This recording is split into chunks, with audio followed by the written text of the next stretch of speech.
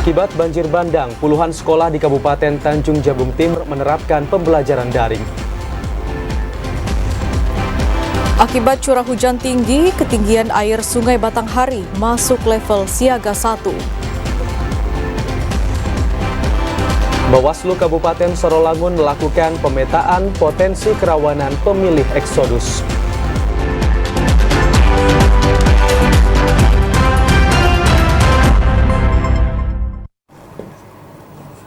Assalamualaikum warahmatullahi wabarakatuh. Selamat sore saudara, kami kembali menyapa Anda dalam program Jambi hari ini, edisi Senin 22 Januari 2024. Ya, selain 3 topik utama tadi, tim redaksi kami juga telah menyiapkan sejumlah informasi penting dan menarik lainnya untuk Anda. Bersama saya Septinita. Dan saya Ahmad Solihin, inilah Jambi hari ini selengkapnya.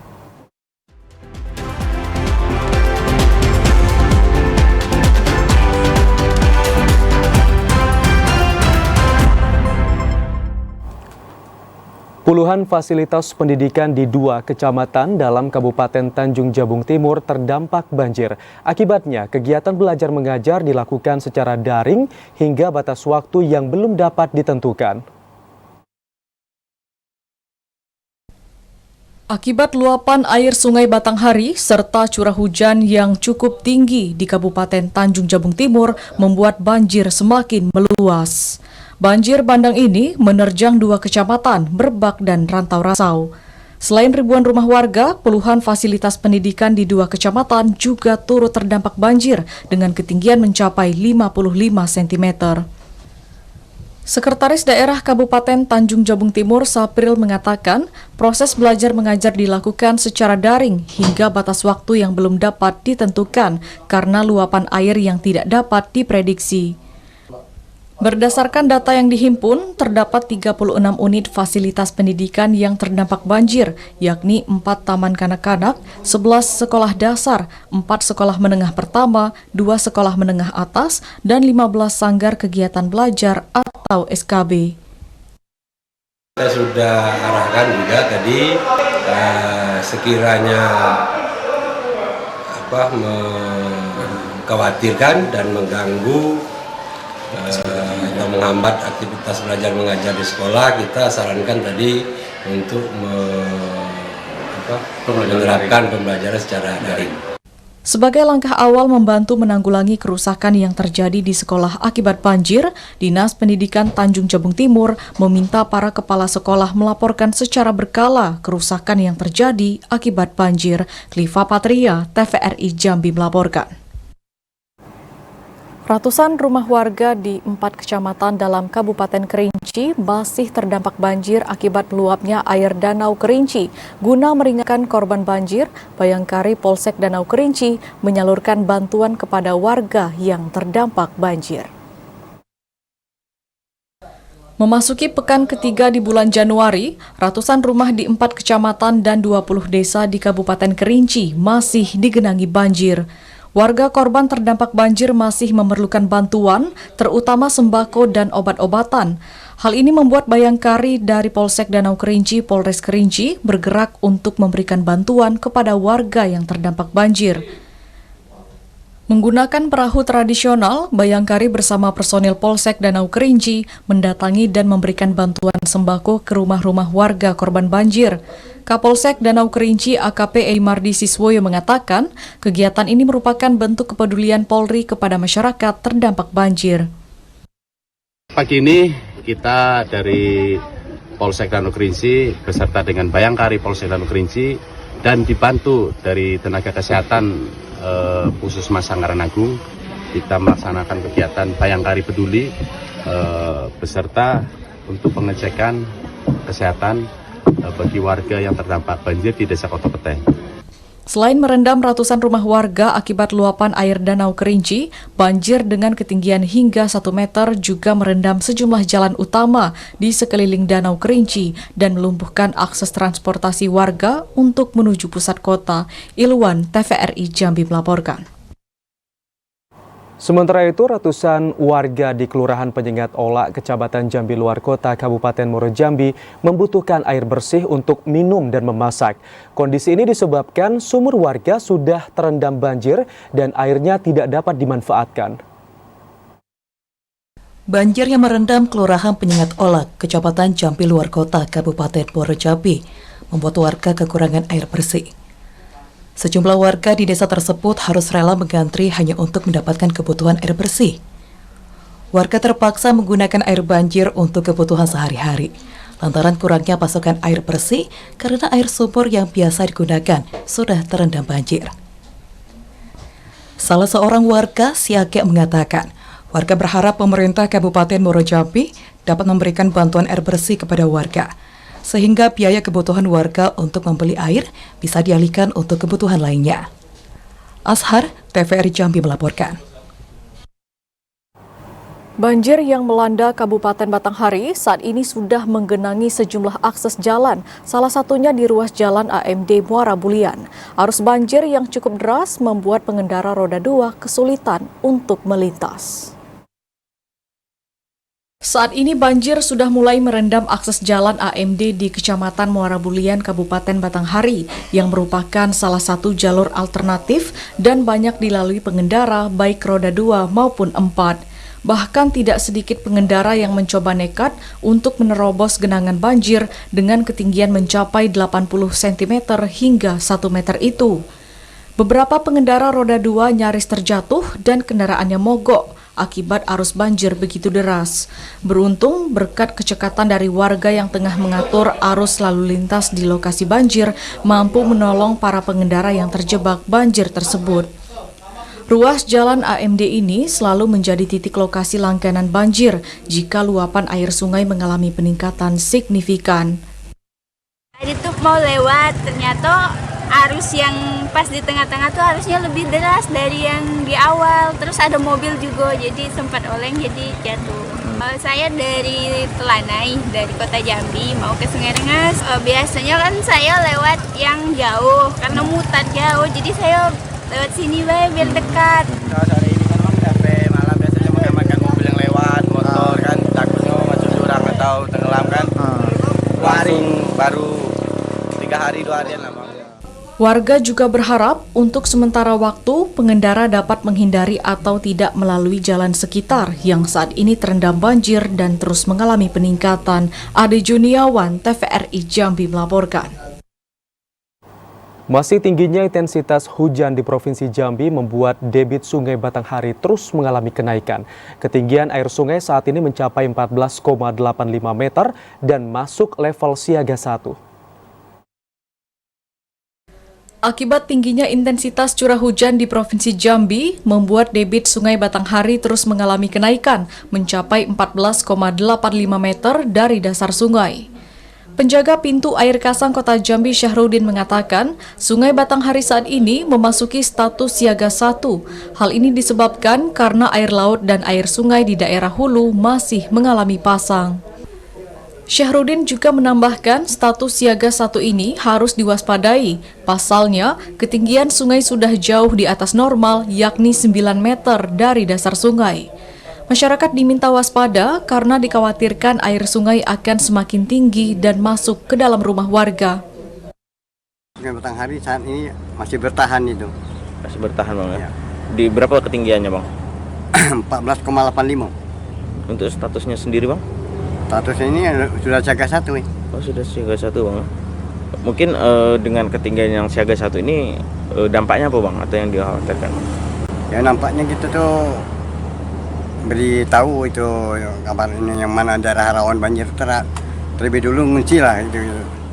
Sebagai bentuk antisipasi, pihak penjaga pintu air akan terus melaporkan perkembangan ketinggian air Sungai Batanghari ke Badan Penanggulangan Bencana Daerah Provinsi Jambi. Joko, TVRI Jambi melaporkan. Saudara, BMKG Provinsi Jambi memprediksi intensitas hujan masih cukup tinggi dalam 1 pekan ke depan. Masyarakat diminta waspada terhadap bencana banjir maupun tanah longsor. Badan Meteorologi, Klimatologi, dan Geofisika BMKG Provinsi Jambi memprediksi intensitas hujan di sejumlah wilayah Provinsi Jambi masih cukup tinggi dan masuk kategori ekstrim, khususnya di Kabupaten Bungo, Merangin, dan Kabupaten Sarolangun.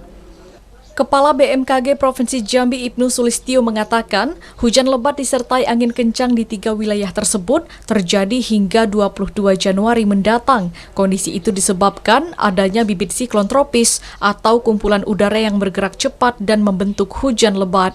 Sementara di daerah Kabupaten Batanghari, Muaro Jambi, Tanjung Jabung Timur, Tanjung Jabung Barat, dan Kota Jambi diprediksi juga terjadi peningkatan intensitas hujan. Masyarakat diminta waspada jika terjadi hujan lebat di sejumlah wilayah di Provinsi Jambi. Ada potensi hujan dengan kategori sedang hingga lebat mulai tanggal 16 Januari hingga tanggal 22 Januari 2024. Dan ini perlu diwaspadai terjadinya hujan lebat hampir merata di wilayah Provinsi Jambi. Ibnu Sulistyo menambahkan, pada tahun ini akan terjadi 2 kali musim hujan. Periode pertama terjadi pada Desember 2023 dan Januari 2024, dan periode kedua terjadi pada April hingga Mei 2024. Joko, TVRI Jambi melaporkan. Saudara, sejumlah informasi menarik lainnya masih akan kami hadirkan usai pariwara berikut ini. Di antaranya debat keempat Pilpres belum cukup meyakinkan pilihan masyarakat.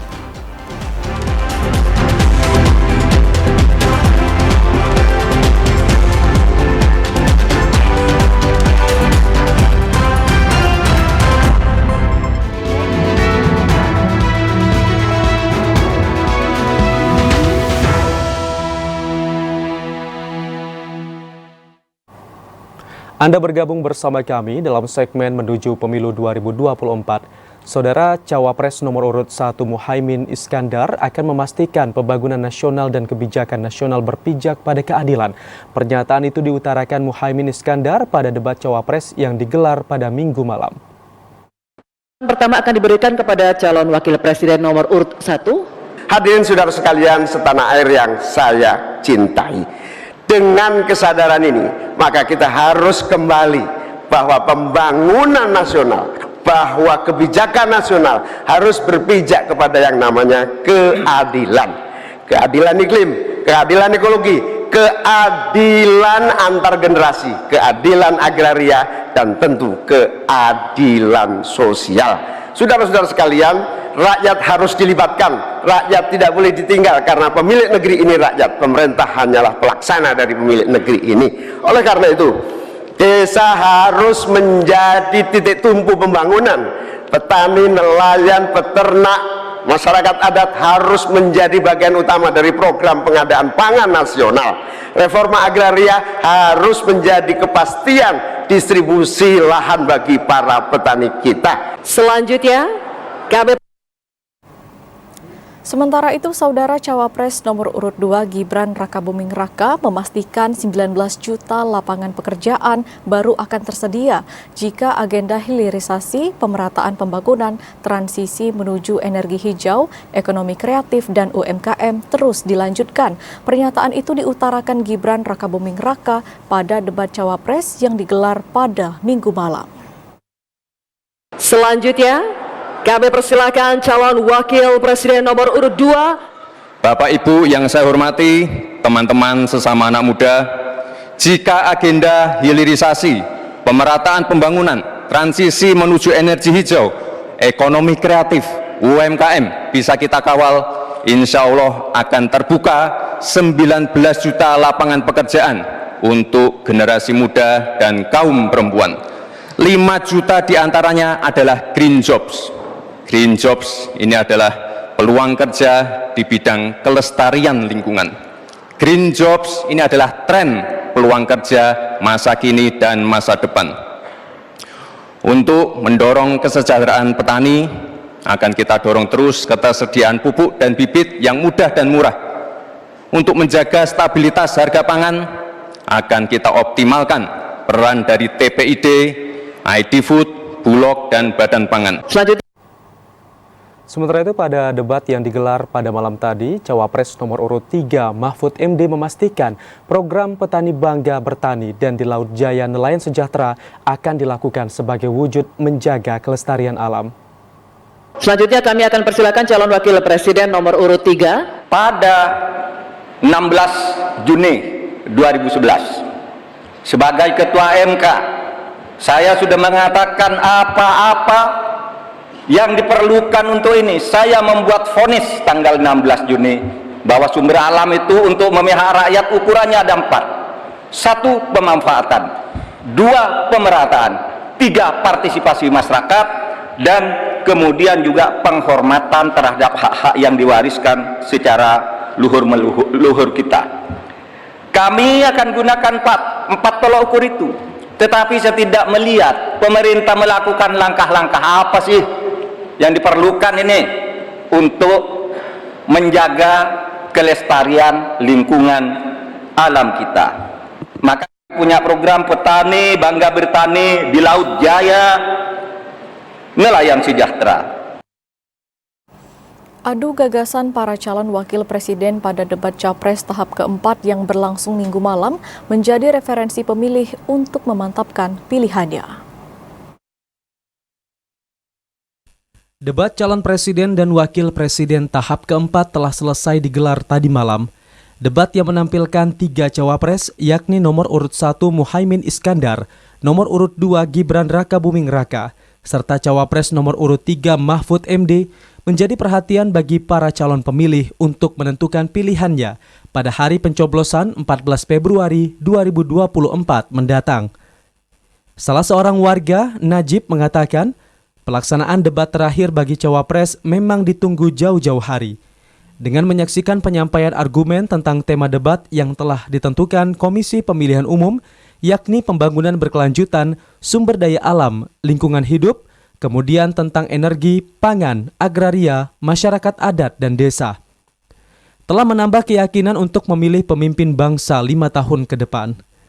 Najib menilai, pertanyaan dan jawaban yang disampaikan dari 3 cawapres pada debat terakhir lebih baik dari sebelumnya. Belum debat, Pak? Belum debat, Pak. Diperkuat setelah debat. Diperkuat setelah debat, ya? Lebih menguasai. Dan berpengalaman gitu, Pak, ya? Berpengalaman, sesuai dengan tren ekonomi. Harapan, ya. Korupsi itu diberantas, tuntas. Masa korupsi itu tidak ada lagi aman lah. Meski telah menentukan pilihan, namun warga masih menanti debat kelima. Warga berharap pada debat terakhir, para calon presiden dapat menyampaikan gagasan yang konkret dan bisa melaksanakan apa yang disampaikan jika nantinya terpilih. Pelaksanaan debat juga diharapkan dapat berlangsung kondusif tanpa saling menjatuhkan satu sama lain. Azam Afnan, TVRI Jambi melaporkan. Debat keempat Pilpres 2024 yang digelar KPU RI malam tadi mendapat berbagai respon dari masyarakat Kota Jambi. Debat Cawapres dinilai sudah cukup bagus, namun belum meyakinkan pilihan masyarakat. Komisi Pemilihan Umum Republik Indonesia telah menggelar debat keempat Pilpres 2024 pada Minggu malam tadi.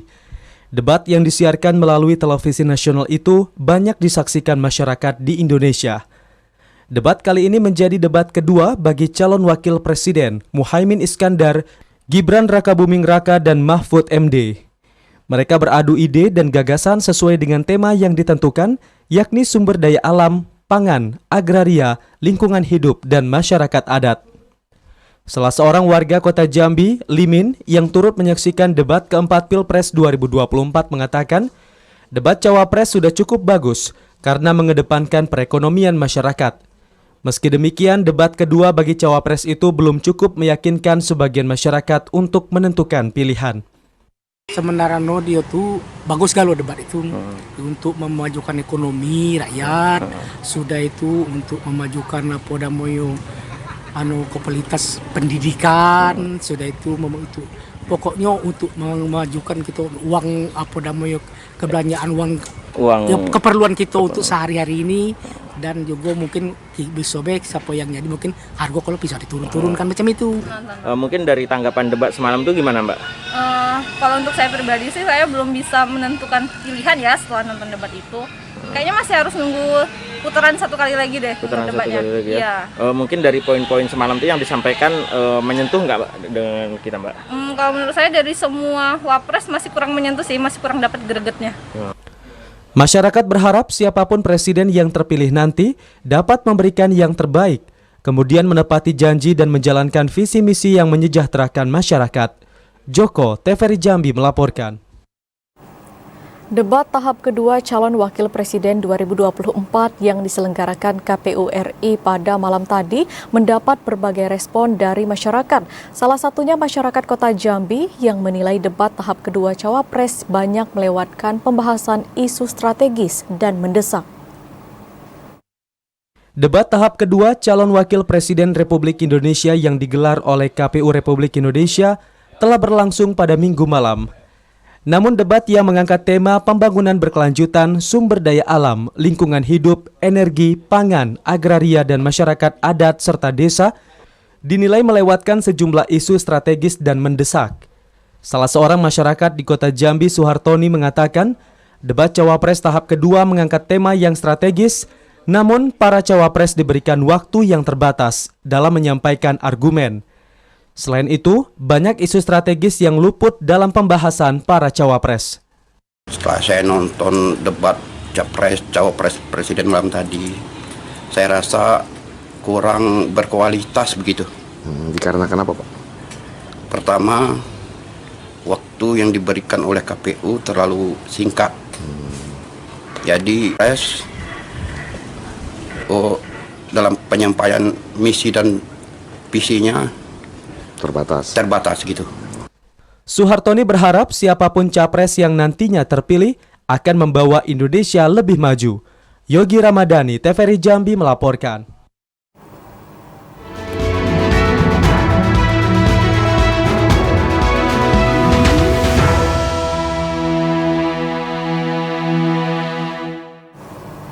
Saudara, KPU Kabupaten Muaro Jambi telah memetakan daerah rawan banjir. Informasi selengkapnya akan kami hadirkan usai jeda. Tetaplah bersama kami di Jambi hari ini.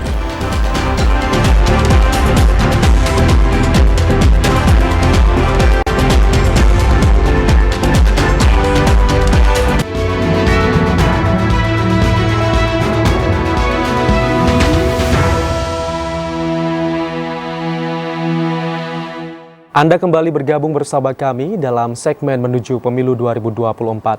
Saudara, Bawaslu Kabupaten Sarolangun mengingatkan jajaran KPU untuk mewaspadai eksodus pemilih di pemilu 2024 yang rawan terjadi di wilayah perbatasan antar kabupaten dan perbatasan antar provinsi. Beberapa wilayah perbatasan kabupaten dalam Provinsi Jambi menjadi daerah rawan pemilih eksodus pada pemilu 2024.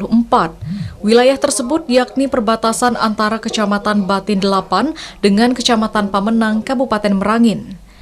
Perbatasan Kecamatan Mandiangin dan Kabupaten Batanghari, dan salah satu wilayah perbatasan antara Provinsi Jambi dengan Sumatera Selatan di Kecamatan Singkut dengan wilayah Simpang Nibung, Kabupaten Muaratara, Provinsi Sumatera Selatan.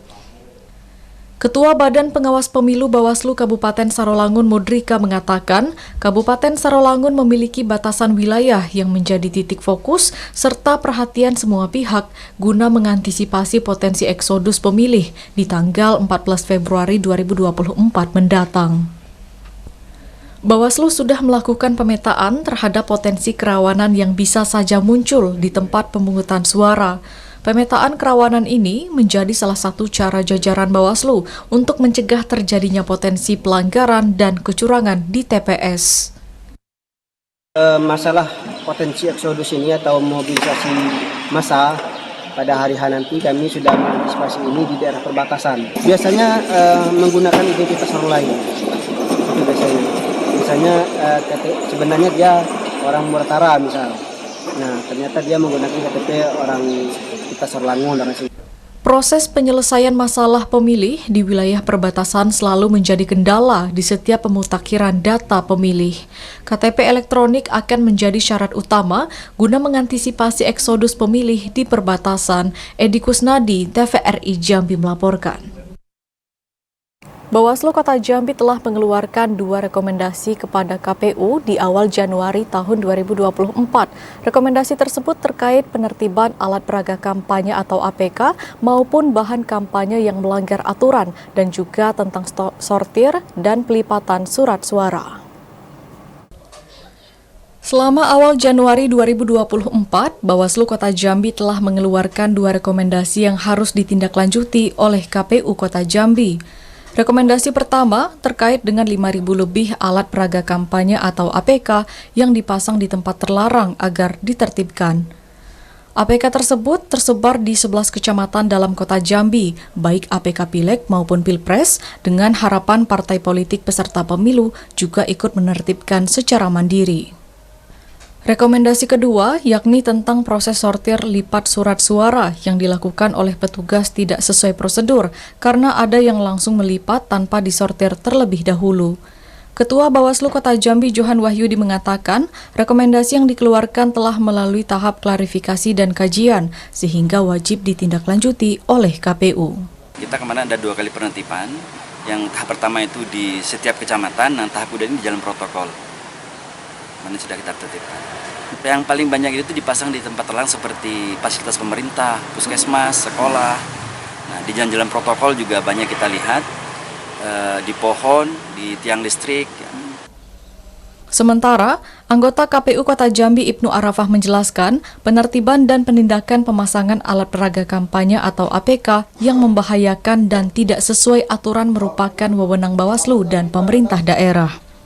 Yang pertama itu ada rekomendasi tentang APK ya, itu kan fase transisi dari yang KPU lama ke KPU yang baru dan kami. Tapi pada intinya itu sudah kita sampaikan kepada pihak parpol terhadap APK yang melanggar. Tindak lanjutnya seperti itu, karena juga secara kewenangan tidak punya kewenangan untuk menurunkan itu. Jadi kita sampaikan yang disampaikan oleh Bawaslu itu melanggar sudah kami sampaikan kepada partai politik. Sedangkan untuk rekomendasi terkait sortir dan lipat surat suara telah ditindaklanjuti langsung oleh pihak KPU. Menurut KPU, seharusnya jika ada pelanggaran, Bawaslu dapat melakukan upaya pencegahan sebelum memberikan rekomendasi. Yogi Ramadhani, TVRI Jambi melaporkan. Berdasarkan hasil pemetaan KPU Muaro Jambi, terdapat 191 TPS yang berada pada kategori rawan banjir. KPU setempat telah menyiagakan titik lokasi pendirian TPS di fasilitas pendidikan atau tempat umum yang tidak terdampak banjir. Komisi Pemilihan Umum Kabupaten Muaro Jambi telah memetakan daerah atau lokasi tempat pemungutan suara kategori rawan banjir. Dari 1.296 TPS yang tersebar di 11 kecamatan, terdapat 191 TPS yang berada pada kategori rawan banjir. Komisioner KPU Muaro Jambi Divisi Hukum dan Pengawasan Supriyadi mengatakan, agar pelaksanaan pemungutan suara tetap berlangsung secara kondusif dan lancar, KPU merencanakan pendirian TPS di fasilitas pendidikan atau tempat umum yang tidak terdampak banjir. Tersebar di 8 kecamatan di Kabupaten Muaro Jambi. Dari 11 kecamatan ada di 8 kecamatan.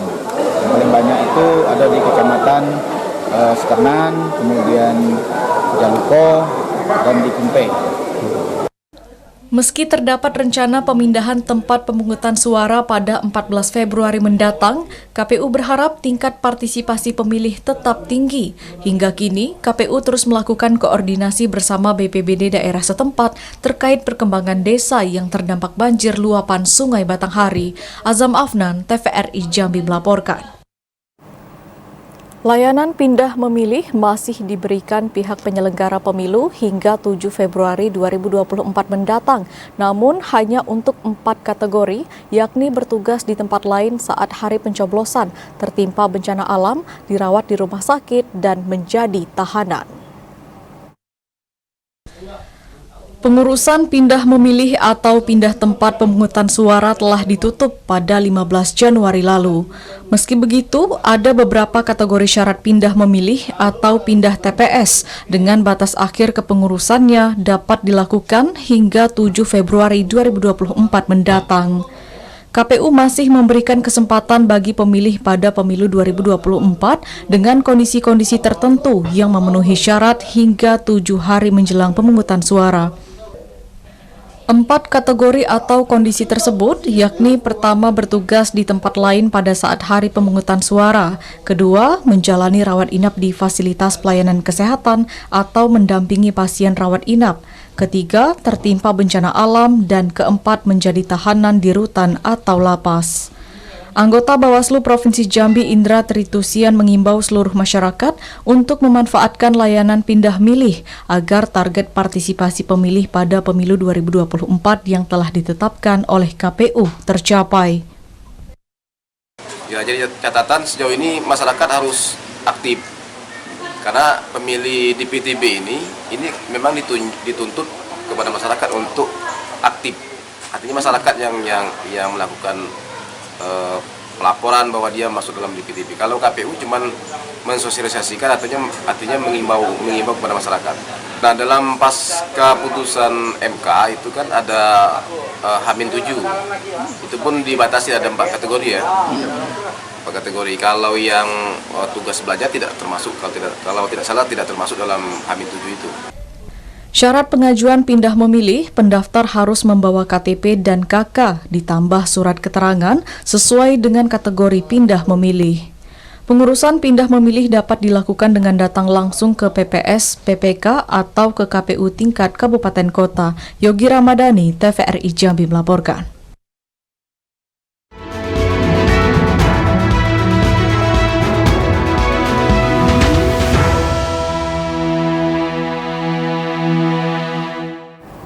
Saudara, sejumlah informasi menarik lainnya masih akan kami hadirkan usai pariwara berikut ini. Di antaranya Pemkot Jambi akan siapkan subsidi harga bagi pedagang cabai dan bawang.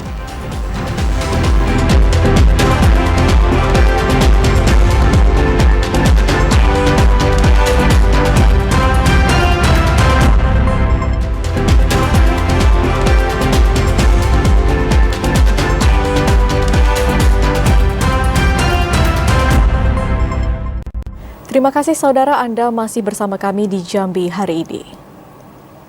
Pemerintah Kota Jambi akan menyiapkan subsidi untuk para pedagang cabai dan bawang.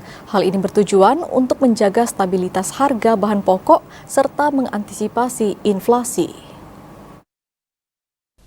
Pemerintah Kota Jambi mulai mengantisipasi lonjakan harga yang dapat menyebabkan inflasi di awal tahun 2024. Menghadapi Hari Raya Imlek, termasuk bulan suci Ramadan, diperkirakan akan membuat sejumlah harga bahan pokok meningkat, seperti cabai, bawang merah, bawang putih, dan bahan pokok lainnya. Pemerintah akan mempersiapkan subsidi kepada pedagang untuk menstabilkan harga bahan pokok, sehingga angka inflasi di Kota Jambi tetap stabil dan terkendali. PJ Wali Kota Jambi Sri Purwaningsih mengatakan subsidi ini akan diberikan kepada pedagang di Pasar Angseduo Kota Jambi karena semua bahan pokok yang ada di pasar tradisional di Kota Jambi berasal dari Pasar Angseduo.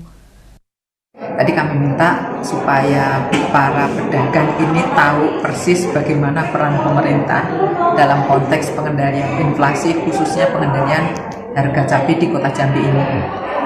Kami mengantisipasi jangan sampai terjadi seperti di waktu Natal dan Tahun Baru kemarin, di mana harga cabai bisa sampai 100-an ribu, yang saat ini 25.000. Maka kami minta komitmen seluruh agen dan subagen, kalau ada lonjakan-lonjakan harga, kita komunikasikan. PJ Wali Kota Jambi Sri Purwaningsih juga menyebutkan untuk saat ini kebutuhan bahan pokok masih cukup stabil, kemudian inflasi juga masih terkendali di angka 3,72%. Joko, TVRI Jambi melaporkan. Ribuan sopir angkutan batubara melakukan unjuk rasa di kantor Gubernur Jambi. Aksi ini untuk menolak pelarangan angkutan batubara beroperasi di jalan umum sesuai instruksi Gubernur Jambi nomor 1 tahun 2024. Ribuan supir angkutan batubara kembali melakukan unjuk rasa untuk menolak pelarangan angkutan batubara beroperasi di jalan umum sesuai instruksi Gubernur Jambi nomor 1 tahun 2024. Aksi itu digelar di kantor Gubernur Jambi lengkap dengan membawa 100 unit angkutan batubara pada Senin 22 Januari siang. Ribuan supir ini menuntut agar pemerintah mencabut pelarangan tersebut sehingga angkutan batubara bisa kembali beroperasi menggunakan jalanan umum. Penetapan kebijakan pelarangan hanya menyebabkan kesengsaraan karena tidak adanya pemasukan bagi para supir. Gubernur Jambi Al-Haris yang secara langsung menanggapi aksi tersebut mengungkapkan pemerintah Provinsi Jambi tidak bermasalah dengan para supir. Kebijakan tersebut harus dilakukan pemerintah karena tidak kunjung selesainya jalan khusus angkutan batu bara yang ditargetkan selesai pada akhir tahun 2023. Pemerintah provinsi ingin mendorong seluruh pemegang izin usaha pertambangan batu bara untuk ikut berkomitmen menyelesaikan jalan khusus, karena pembukaan jalan umum hanya akan kembali menyebabkan kemacetan dan memberikan dampak buruk bagi masyarakat luas. Jadi kami tidak ada masalah, saya tidak ada masalah dengan sopir batu bara.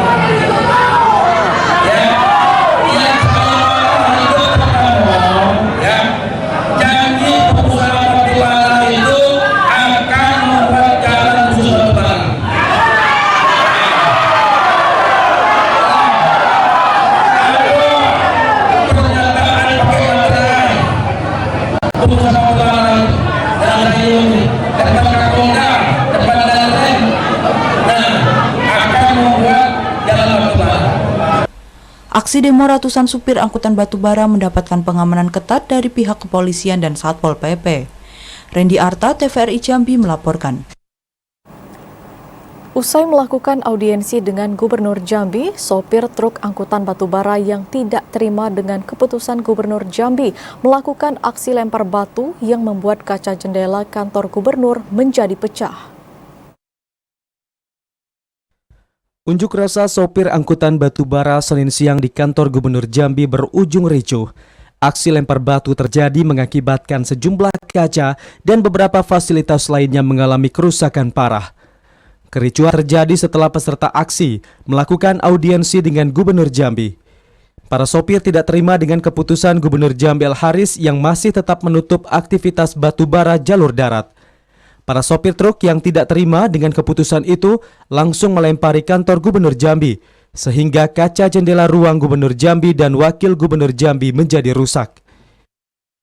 Kalau sebab kejadiannya ya tak tahu lah saya. Yang jelasnya kehendak supir-supir ini tidak ada ditanggap, tidak ada tanggapan dari Pak Gubernur. Itu sebab terjadi kericuan, Bang. Sempat kericuannya tadi seperti apa, Bang? Sama-sama kita lihat lah, kayak pecah, kacau, segala macam nih kan. Ini bentuk kekesalan kita, Bang, ya, karena tidak ditanggapi. Ya, kekesalan. Karena apa? Janji.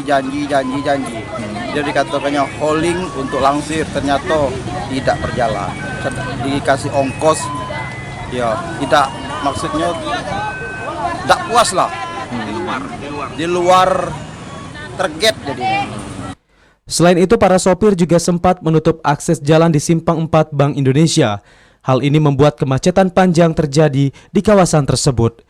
Joko, TVRI Jambi melaporkan. Kebijakan pemberhentian aktivitas truk angkutan batubara yang melintasi ruas jalan lintas Sumatera direspon positif oleh Bupati Batanghari Fadil Arif. Kebijakan ini dianggap langkah yang tepat untuk mengatasi permasalahan macet yang terjadi selama ini. Kebijakan Gubernur Jambi dalam menghentikan aktivitas truk angkutan batubara yang melintasi jalan umum mendapat respon positif oleh Bupati Batanghari. Keputusan ini dianggap tepat dalam mengatasi kemacetan yang sering terjadi di ruas jalan lintas Sumatera, khususnya di Kabupaten Batanghari.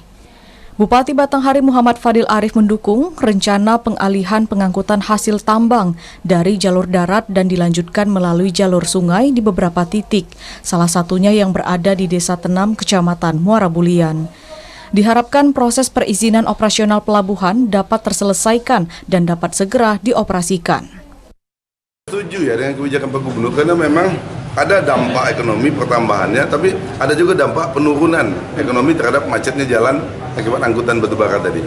Tapi Pak Gubernur sudah tawarkan solusi dan saat ini sudah kita lihat bahwa ada pengangkutan lewat jalur sungai.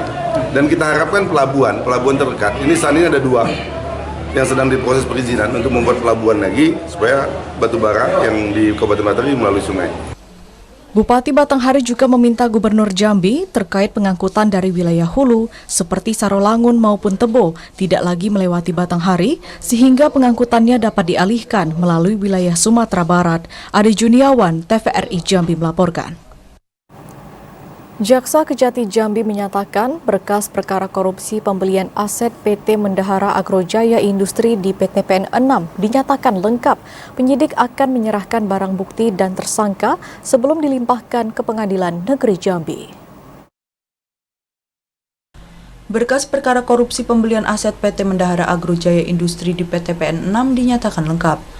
Berkas ini dinyatakan lengkap setelah Jaksa Kejati Jambi telah memeriksa berkas perkara yang berada di Kabupaten Tanjung Jabung Timur.